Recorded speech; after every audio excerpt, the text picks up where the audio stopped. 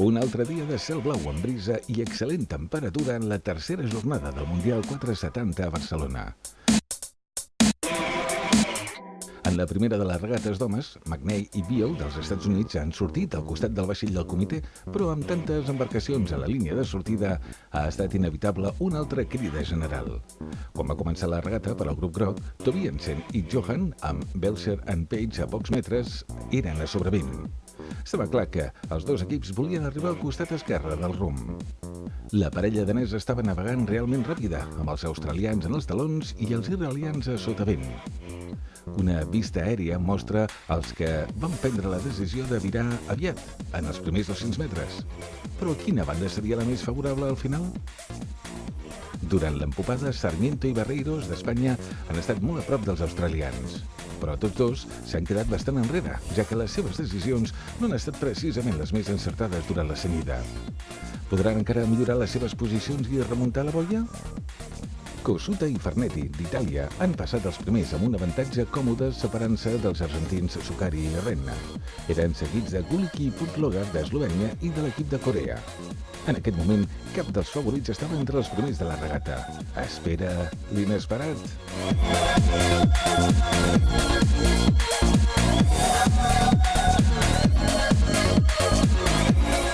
Finalment, la parella d'Austràlia es va col·locar en la 10a posició i un cop més van triar el flanc esquerre.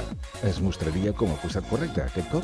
Doncs sí, així que, després de la segona empopada, que només es pot definir com a complicada, ja anaven segons, amb els israelians Kliger i Sela per davant.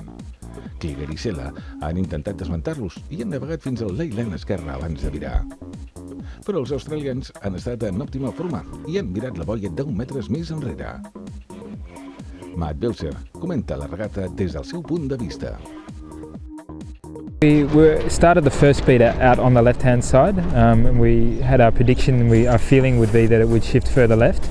Unfortunately, we couldn't cross the right-hand side, and we really actually noticed that on that first downwind, we got back into, I think, about 10th position, which was not bad. I think we rounded in about 12th, 13th or something. And as we were coming down, we noticed that there was a little bit more pressure at the left. We weren't quite expecting the shift that eventuated, and lucky for us, we separated a little bit and got a really nice shift just to get back into that group. Els homes de la flota blava han tingut una nova trucada general a la primera regata del dia, ja que gairebé totes les embarcacions han sortit més enllà de la línia. Quan es va donar la segona sortida, Martínez i Curbello, d'Espanya, han estat ben posicionats amb els grecs a sotavent, i una altra parella grega també va sortir força bé. Moltes altres tripulacions que no van aconseguir una bona sortida es van veure obligades a virar, com els espanyols Tur i Gallard i la parella polonesa Ogrodnik i Sorova. La cenyida ha estat un desafiament per a molts equips amb condicions impredecibles i canviants. Al final, Desidrato i Pitanti, d'Itàlia, han estat els primers a passar, seguits pels argentins Calabrese i De La Font.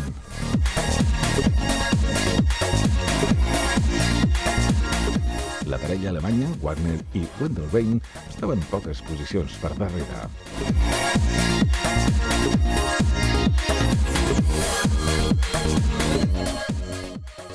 A la flota rosa d'homes, Jonas i Niklas Lindgren, de Finlàndia, s'han avançat molt aviat amb Snow i Saunders de Nova Zelanda i l'equip francès de Josek i Newbold a la caça.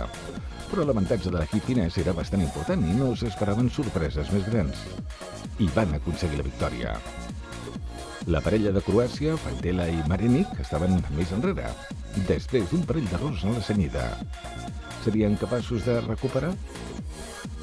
No estaven sols. Tant els alemanys Gersi i Follmann com els grecs Kampouridis i Papadopoulos tenien problemes similars. En les flotes femenines, la lluita per la classificació olímpica estava encesa. Cada tripulació intentava decidir el costat més favorable i predir d'on vindria el proper canvi.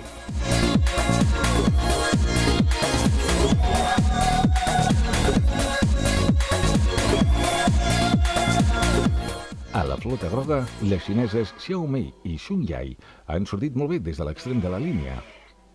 Westenhoff i Van Cout s'han trobat uns metres més a sotavent.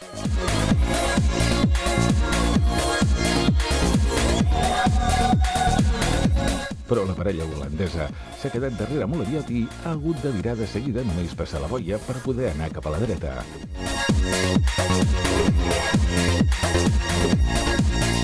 A la pilota blava, Luigi Beukett d'Alemanya han sortit realment bé, encara que molts altres no han tingut tanta sort i la seva única opció ha estat virar.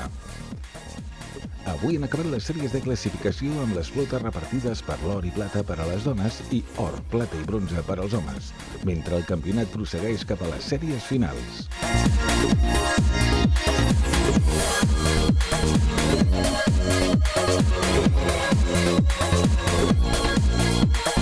Torneu demà pel quart dia de regates, aquí, a Barcelona, en aquest Mundial 470 del 2012.